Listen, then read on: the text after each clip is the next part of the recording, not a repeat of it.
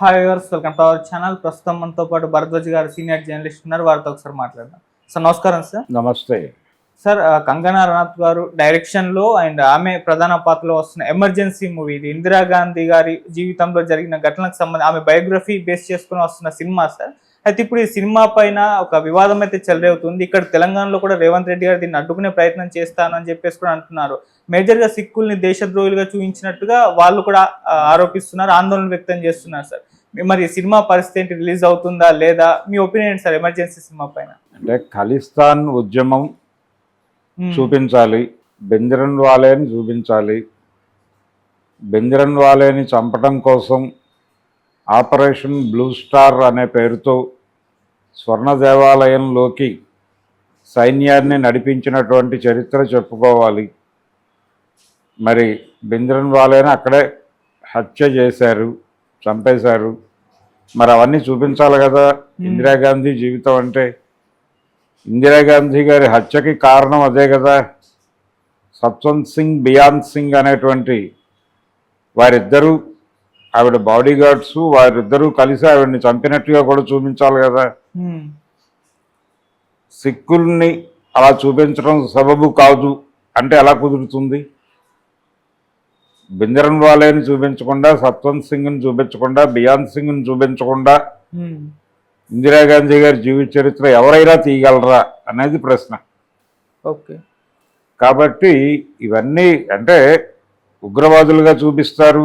దానిలో పని చేయవచ్చు కావాలంటే, అంటే సినిమాలో ఆ పని చేశారా ఆవిడ లేదా డైరెక్టర్గా అనేది నేను చెప్పలేను. కానీ ఖలిస్తాన్ ఉద్యమము, దానికి ఉన్నటువంటి ఒక ప్రాతిపదిక, దాని మీద మంచి చర్చ పెట్టచ్చు. అంటే గ్రీన్ రెవల్యూషన్ అనే ఒక కార్యక్రమం ఇందిరాగాంధీ గారు చాలా ఎక్స్టెన్సివ్గా తీసుకొచ్చారు. తన క్రెడిట్ అని చెప్పుకునేది ఆవిడ. ఆ గ్రీన్ రెవల్యూషన్ అంటే ఏమిటి? పొలాల్ని నిర్వీర్యంగా మార్చటమే. అంటే విపరీతంగా పంట తీయటం, ఆ పంట తీయటానికి ఎరువులు వాడటం. ఈ ఎరువుల కంపెనీల తాలూకా డీల్ అది. గ్రోమోర్ అనే పేరుతో ఒక నినాదం ఇచ్చారు. ఈ గ్రోమోర్ ఎరువుల పంపిణీ కార్యక్రమం విస్తృతంగా జరిగింది అప్పుడు. వాటితో భూసారం దెబ్బతింది. ఇది ఒక పరిణామం. అక్కడ నదీ జలాల పంపిణీకి సంబంధించిన గొడవలు, ఈ హరిత విప్లవానికి సంబంధించి ప్రధానంగా సఫర్ అయింది పంజాబే. అక్కడి నుంచి మొదలైంది ఇది ఖలిస్తాన్ ప్రాతిపదిక అనే దానికి అనేక కారణాలు ఉన్నాయి. వివక్ష అది ఒక రకమైనటువంటి, అంటే ఒక దేశపు డిమాండే దాదాపుగా. దాన్ని వ్యతిరేకించి అణిచివేశారు. నిజానికి ఆ ఉద్యమాన్ని కంట్రోల్ చేయడం కోసం బెంజరన్ వాలేని ఒక టైంలో ఆవిడ ఉపయోగించారు. బెంజరన్ వాలేని ప్రయోగించడంలో కాంగ్రెస్ రోల్ ఉంది. ఆ రోల్ని కూడా చెప్పచ్చు. ఆ రోల్ చెబుతూ బెంజరన్ వాలే ఎలా ప్రమాదకరంగా మారాడు, అతన్ని తొలగించడానికి అంత పెద్ద చర్య తీసుకోవాల్సిన అవసరం ఏమొచ్చింది, అలా కథ నడిపి ఉండొచ్చు. నిజానికి ఇది ఎమర్జెన్సీ అనేది టైటిల్. ఎమర్జెన్సీ మాత్రమే తీసుంటే కనుక వీళ్ళ ప్రస్తావన ఉండే అవకాశం తక్కువే. ఎందుకంటే ఆవిడ తిరిగి 80లో అధికారంలోకి వచ్చిన తర్వాత జరిగినటువంటి పరిణామాలు ఇవన్నీ. అయితే వీటి పునాదులు అంతకు ముందే ఉన్నాయి. అంటే మధ్యలో 3 ఏళ్ళు లేదు ఆవిడ. 77 to 80 మధ్యలో 3 ఏళ్ళు ఆవిడ పదవిలో లేదు. జనతా ప్రభుత్వం నడిచింది అప్పుడు మొరార్జీ గారి నేతృత్వంలో. మొరార్జీ, చౌదరి చరణ్ సింగ్ వారి నేతృత్వంలో జనతా ప్రభుత్వాలు నడిచాయి. అప్పుడు ఎమర్జెన్సీ పెట్టింది ఎప్పుడు 75లో. అంటే ఆవిడని అలహాబాద్ హైకోర్టులో జగ్మోహన్ సిన్హా అనేటువంటి జడ్జి గారు ఇందిరాగాంధీకి వ్యతిరేకంగా జడ్జిమెంట్ చెప్పాడు. అంటే రాజనారాయణ ఆవిడ మీద కేసు వేశాడు. ఆవిడ ఎన్నికల సందర్భంగా అధికార దుర్వినియోగానికి పాల్పడ్డారు అని. 71లో ఆవిడ భారీ మెజారిటీతో గెలిచింది. ఏపీలో దసరా బుల్లోడు పాటలు ఇవన్నీ కూడా వాడారు. అప్పుడు ఆవుదూడ కాంగ్రెస్. ఆవుదూడ గుర్తుకి ఓటేయండి అని చెప్పి పాటలు పాడారు. చాలా పెద్ద ఎత్తున జనాలు ఓట్లేశారు. ఆవిడ గెలిచింది. గెలిచిన తర్వాత ఆవిడ ఎన్నిక చెల్లదు రాయబరేలీలో అనేది అమేథీలో ఆవిడ ఎన్నిక చెల్లదు అనేది కేసు వేశాడు ఆయన. కేసు వేసిన తర్వాత జడ్జి గారు సిన్హా గారు జడ్జిమెంట్ చెప్పాడు. ఏమని చెప్పాడు? నిజమే, రాజనారాయణ్ ఆరోపణ నిజమే, ఆవిడ అధికార దుర్వినియోగానికి పాల్పడిన మాట వాస్తవమే అని కోర్టు నిర్ధారించింది. ఓకే. అలహాబాద్ హైకోర్టు జడ్జిమెంట్ అనేది చాలా హిస్టారికల్ జడ్జిమెంట్ ఇండియన్ హిస్టరీలో. ఆ జడ్జిమెంట్ ఇచ్చిన తర్వాత నైతిక బాధ్యత వహిస్తూ ఆవిడ రాజీనామా చేయాలి. ఏమాత్రం ఆవిడకి రాజ్యాంగం పట్ల వ్యవస్థల పట్ల గౌరవం ఉన్నా. కానీ ఇందిరాగాంధీ గారు ఆ పని చేయాల. ఆ పని చేయకుండా చాలా మొండిగా మొరటుగా వ్యవహరించి సుప్రీంకోర్టుకి వెళ్ళి, సుప్రీంకోర్టులో కూడా కృష్ణయ్యర్ ఉన్నాడు అప్పుడు జడ్జి గారు. ఆయన చాలా క్లియర్గా కింది కోర్టు తీర్పుని సమర్థించాడు. అయితే ఆవిడ దీని మీద ఫర్దర్ ఇది చేయాల్సి ఉంటుంది అని చెబుతూ, అప్పటిదాకా ఆవిడకి ప్రత్యేక అధికారాలు ఉండొద్దు కానీ ప్రధానిగా కొనసాగే అవకాశం మాత్రం ఇవ్వచ్చు అని అభిప్రాయపడ్డాడు ఆయన. ఓకే. దాని ఆ అభిప్రాయం వచ్చిన తర్వాత ఆవిడ నిజానికి అలహాబాద్ హైకోర్టు టైంలోనే ఆవిడ నిర్ణయం తీసుకుంది. 42వ రాజ్యాంగ సవరణ చేసింది. ఆ సవరణ చట్టం ద్వారా ఆవిడ చేసింది ఏంటంటే పార్లమెంట్ పదవీ కాలాన్ని పొడిగించింది. ఓకే. దాని మీద ఎమ్మగోళ సినిమాలో రామారావు గారి సెటైర్ ఉంటుంది. అలా ఆవిడ పార్లమెంట్ పదవీ కాలాన్ని పొడిగించి ఎన్నికలను రద్దు చేసి అలా 6 ఏళ్ళు నడిపించింది పార్లమెంట్ని ఆవిడ. ఆ తర్వాత 77లో జరిగిన ఎన్నికల్లో ఓడిపోయింది. అది ఎమర్జెన్సీ దేనికి తీసుకొచ్చింది? దేశంలో బ్లాక్ మార్కెటీర్లను కంట్రోల్ చేయటం కోసం అనే పేరుతో తీసుకొచ్చి తన వ్యతిరేకమైనటువంటి రాజకీయ నాయకులందరినీ లోపలేసింది. నాసా మీసా అనేటువంటి నల్ల చట్టాలను తీసుకొచ్చి ప్రివెంటివ్ డిటెన్షన్ పేరుతో, ముందు జాగ్రత్త చర్యగా అరెస్టులు అనే పేరుతో, ఆ ప్రివెంటివ్ డిటెన్షన్ పేరుతో మొత్తం ఇందిరాగాంధీకి వ్యతిరేకంగా ఎవరు మాట్లాడినా అలా తీసుకెళ్ళి లోపలేసేవారు. పేపర్లు మధ్యాహ్నం సాయంత్రం వచ్చేవి. ఎవరిష్టం వచ్చినట్టు వాళ్ళు పేపర్ వచ్చేయటం లేదు ఆ రోజుల్లో.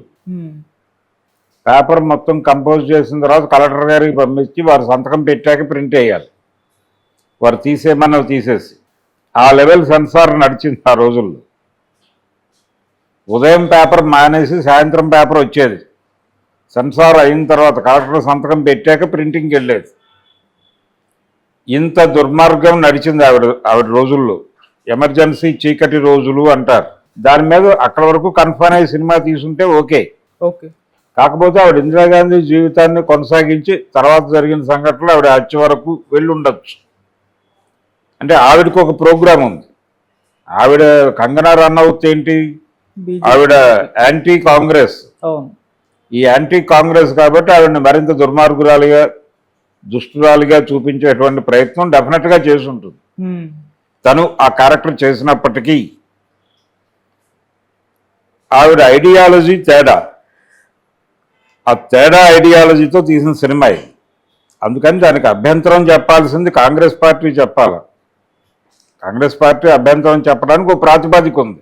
అయితే సిక్కులు అభ్యంతరం చెప్పడానికి ఖలిస్తాన్ ఉద్యమాన్ని తప్పుగా రిప్రజెంట్ చేసుంటే ఓకే. కానీ సిక్కులుని ఉగ్రవాదులుగా చూపించారంటే నిజంగానే ఆ రోజున ప్రొజెక్ట్ అయ్యారు. అలాగే ఖలిస్తాన్ ఉగ్రవాదులు అని అన్నారు కదా ఆ రోజు మీడియా కూడా.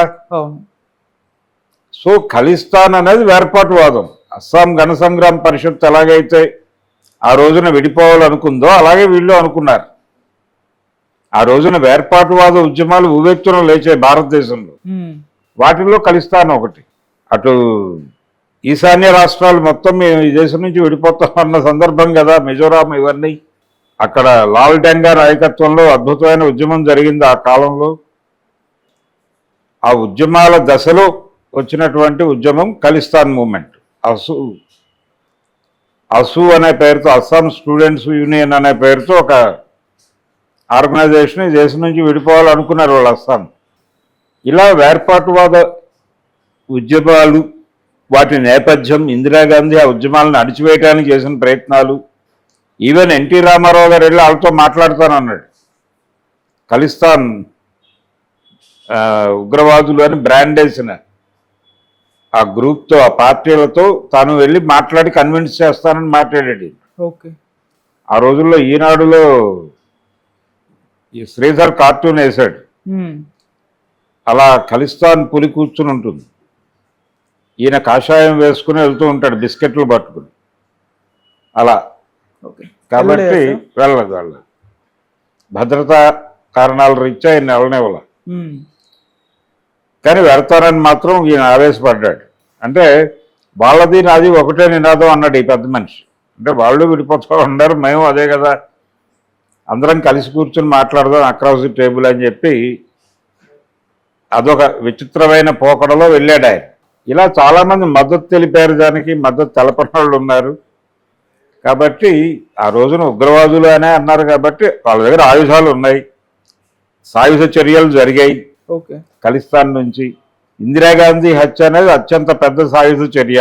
పైగా ఆవిడ అంగరక్షకులుగా ఉన్న వాళ్ళే ఖలిస్తాన్ మూమెంట్తో అసోసియేట్ అయ్యి ఆవిడని నిర్మూలించటం అనేది పెద్ద విషయం. ఆవిడ ఇంటి నుంచి ఆఫీస్కి వెళ్తున్నారు, ఒక ప్యాసేజ్ ఉంటుంది, ఆ ప్యాసేజ్లోంచి అలా అందులోకి ప్రవేశించాలి. ఆవిడ ఇంట్లో బయలుదేరి ఆఫీస్కి వెళ్తుండగా మధ్యలో చంపేశారు. పొద్దున్నే మార్నింగ్ సెషన్లోనే జరిగింది అది. కాబట్టి ఆ ఏరియాలో అది దాన్ని ఆ పద్ధతిలో రేవంత్ రెడ్డి గారు దాన్ని వ్యతిరేకించక్కర్లేదు. కానీ బ్రాడ్గా కాంగ్రెస్కు వ్యతిరేకంగా ఏమైనా సినిమా తీశారా అంటే ఎమర్జెన్సీ చీకటి రోజుల్ని ఎస్టాబ్లిష్ చేస్తూ కాంగ్రెస్ పార్టీ పరమ అన్డెమోక్రటిక్ పార్టీ అని చెప్పే ప్రయత్నం ఏదైనా జరిగిందా అనే కోణంలో ఏదైనా తప్పులు జరిగితే దాని మీద నిర్ణయం తీసుకోవచ్చు, మాట్లాడవచ్చు, ఆందోళనలు చేయవచ్చు. కానీ సినిమాలను బ్యాన్ చేయటం అనేది కరెక్ట్ కాదు. ఒక అభిప్రాయం, అది తప్ప రైటా, పాజిటివా, నెగిటివా అనేది వేరు. ముందు ఆ అభిప్రాయం ప్రజల్లోకి వచ్చేస్తే అది తప్పు రైటు మనం ఆర్గ్యూ చేద్దాం. అసలు అభిప్రాయ ప్రకటనే తప్పు అనటం తప్పు. ఎవరైనా సరే ఏదైనా మాట్లాడేటప్పుడు దాన్ని కట్ చేయటం కరెక్ట్ కాదు. మాట్లాడనిచ్చి ఆ మాటల్లో తప్పు ఉంటే దాని మీద చర్చ పెట్టండి. అలాగే కంగనా రనౌత్ పాజిటివ్గా సినిమా తీస్తుందని నేనైతే అనుకోవట్లేదు. ఖచ్చితంగా ఆవిడకంటూ ఒక ఎజెండా ఉంది. ఆవిడ బ్రెయిన్లో కొంచెం కాషాయపు పాళ్ళు ఎక్కువ, అదే ఉంటుంది ఆ సినిమాలో. ఆ రోజున ఆర్ఎస్ఎస్ని కంట్రోల్లో తీసుకుంది ఆవిడ. చాలామంది ఆర్ఎస్ఎస్ వాళ్ళని కూడా అరెస్ట్ చేసి లోపల పెట్టారు ఈ పీడీ యాక్టుల కింద, ప్రివెంటివ్ డిటెన్షన్ కింద. వేటాడి పారిపోయి ఎక్కడో తలదాచుకుంటున్న ఆర్ఎస్ఎస్ వాళ్ళని కూడా పట్టుకెళ్ళి లోపలేశారు. ఇవన్నీ మాట్లాడచ్చు, ఇవన్నీ చెప్పచ్చు. దాని మీద ఏదన్నా నెగిటివ్గా ఆవిడ కొంచెం ఓవర్గా ఎంబోజ్ చేసే విషయాలను చెప్పచ్చు. రాజన్ని చంపేసింది కూడా ఆ టైమే కేరళలో. అలాగే ఇక్కడ సూరపనేని జనార్దన్ వీళ్ళని చంపేసింది కూడా అదే టైం, ఎమర్జెన్సీ టైంలోనే. ఇవన్నీ మాట్లాడవచ్చు, ఆ సినిమాలో మాట్లాడే అవకాశం ఉంది. ఆవిడేం మాట్లాడారో తెలియదు మనకి. ట్రైలర్లో చూపించిన కంటెంట్ ప్రకారం అయితే కొంచెం సిక్కు ఉగ్రవాద సంస్థలు అనే మాట ఆవిడ కనిపెట్టింది కాదు. ఆ రోజున మీడియాయే రాసింది, ఖలిస్తాన్ ఉగ్రవాదులు, ఖలిస్తాన్ ఉగ్రవాదము అని రాశారు. ఖలిస్తాన్ అంటే ఏమిటి? ప్రత్యేక దేశం అనే డిమాండే. సో జాతుల సమస్య భారతదేశం అనే ఆ రోజుల్లో ఒక డాక్యుమెంట్ వచ్చింది. దానిలో ఖలిస్తాన్ ఉద్యమం ఎందుకు ఏర్పడింది, ఆ ఉద్యమ లక్ష్యాలు ఏమిటి అనేది చాలా స్పష్టంగా రాసుకున్నారు. ఆన్ నేషనాలిటీ అనే పేరుతో వచ్చింది అది. కాబట్టి సినిమా రిలీజ్ అయిన తర్వాత దానిలో ఏమిటి ఉన్నాయి ఏమి లేవు అనే దాని మీద ఒక చర్చ పెట్టడం ఆరోగ్యకరంగా, బ్యానులు చేసేయండి అని వాళ్ళు అడగటము తప్పే వీళ్ళు అంగీకరించడం అంతకంటే తప్పు. పైగా కేంద్రంలో ఉన్నది బీజేపీ ప్రభుత్వం, దీన్ని వాడేసుకుని వాళ్ళు ఇంకో 10 ఓట్లు పెంచుకుంటారు. వాళ్ళ ఉద్దేశం కూడా అదే, ఈ చిచ్చు రాజేయటం వెనకాల ఉద్దేశం అదే. ఆ సినిమాకి 4 టికెట్లు దిగుతాయని. ఇది కాన్స్పిరసీ. ఈ కాన్స్పిరసీ ఏరియాలోకి రేవంత్ రెడ్డి గారు ఎంటర్ అయితే బదనామా అవటం తప్ప ఉరిగేది ఏమి ఉండదు. Okay sir, thank you so much sir. Thank you.